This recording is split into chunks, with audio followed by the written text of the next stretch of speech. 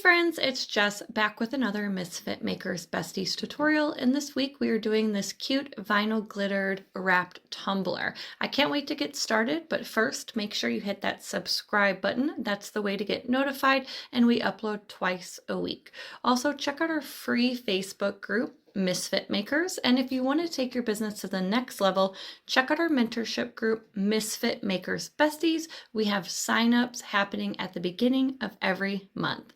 So today I am starting out with a 22-ounce tumbler from Tipsy Magnolia and this super cute alien UFO vinyl from the Glitter Guy. I already have my vinyl pre-cut and ready to wrap around my tumbler. This is actually one of the cute designs that we are doing at our first tour stop in San Diego. So I am going to start by applying my vinyl the hinge method. So what that means is I'm removing just a little bit of the backing, folding it underneath, placing it on my tumbler, and then I actually turn my tumbler the opposite way and use my felt side of my squeegee to squeegee that vinyl on. If you're using a good high quality vinyl, then if you get a crinkle or an air bubble in your vinyl, you can very easily lift that vinyl up and then just reposition and reapply. Once your vinyl is all the way wrapped around your tumbler, then you are going to grab your painter's tape and mark 3 lines on your tumbler, starting at the bottom and working your way up. I don't know, for whatever reason, that part did not record, but you can see it's pretty self-explanatory on what I did. Next, I'm going to take my very sharp X-Acto knife and we are going to just make ourselves a line in between each one of our painter's tape. You can also do this with your Cricut or Silhouette. You can create a stencil and then wrap your vinyl that way. But a lot of the times, I don't want to do all that through my whatever program you use. And it's easier just to use what you have, which would be your painter's tape. Next, I'm going to remove my bottom piece of painter's tape and my top piece so we can work on both at the same time.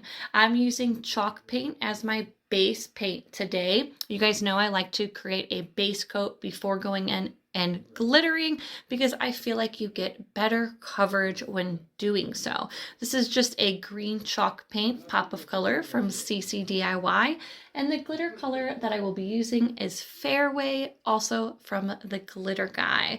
Again, I will link all of the supplies that we will be using in this video down below. I prefer chalk paint over my acrylic paint because since it is a chalk-based paint, I feel like you get better coverage.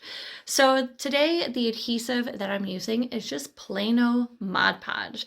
I'm going in with a very thin coat, making sure I don't have any clumps or bumps sticking up of Mod Podge, and then we're going to go in with that gorgeous green. This is one of my favorite greens. I use it all the time. Just look at the shine. Perfect. After you glitter both sections, I then am going to remove my painter's tape and tap off any excess glitter and then seal your glitter. Now you can seal your glitter with whatever you prefer, but I also use my Mod Podge to seal my glitter. It goes on white, dries clear, and I feel like you just get a really good seal when using Mod Podge. Sometimes with a spray adhesive like Rust-Oleum, if I spray it, I might miss a spot and you might not know it. So then when you go in to epoxy it, some of that glitter is going to shift on you. So that's why I prefer my Mod Podge. Here I added 40 ml of Epoxy CCDIY Facet. Look at that shine. And then once it was completely cured, about 3 hours, I then am going to go in with my vinyl striping. This is just black 651 vinyl, and I already have a whole sheet pre-cut because I use these all the time. And my width is 0.05 and my length is 12 inches.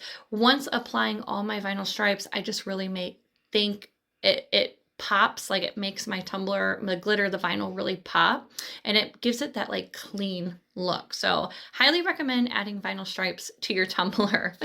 After this, I am then ready to go in with my final coat. I again used Facet from CCDIY, this time using about 30 mLs.